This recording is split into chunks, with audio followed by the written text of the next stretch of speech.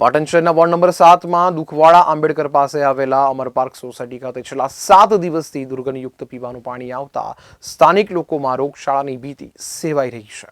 Ward number 7માં ભાજપના 4 કોર્પોરેટરો ચૂંટાયેલા હોવા છતાં અને નગરપાલિકામાં ભાજપનું શાસન હોવા છતાં પણ વોર્ડ નંબર 7ના સ્થાનિક લોકોએ ભાજપના કોર્પોરેટરોને ખોબલે મતો આપી જીતાડ્યા હોવા છતાં પણ વોર્ડ નંબર 7ના કોર્પોરેટરો ચૂંટણી સમયે દેખાયા પછી આજ દિન સુધી પોતાના વોર્ડ વિસ્તારમાં દેખાયા ન હોવાનું સ્થાનિક લોકોએ ગંભીર આક્ષેપ કર્યા છે.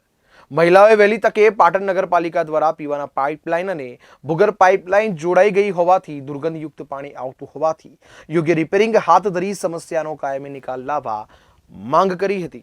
અરજી આપી પણ કોઈ ચેક કરવા આવતું નથી. 15 દિવસે આવું ગંદુ પાણી પીએ છીએ. અમારો આ બીમારી આવે તો કોણ અમારા જવાબદાર?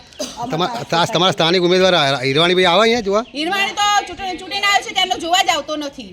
અમારી સોસાયટીમાં આવતા જ નહીં. એ તો અમર પાર્ક એમને તો ગમતું જ નથી કે તમે અમને વોટ આપ્યા નથી. એ તો એમ જ કે હા, તમારી સોસાયટી કોંગ્રેસ વાળી છે અને અમારી ભાજપની સત્તા છે. અમારું કશું કામ થશે નહીં.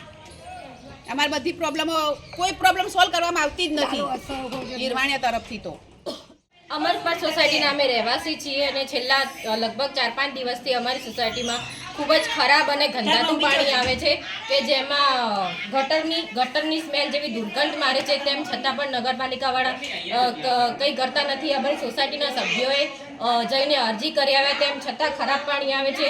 અમારા ઘરોમાં કેટલાક સભ્યો અમારે બીમાર પડે છે, તકલીફ થાય છે.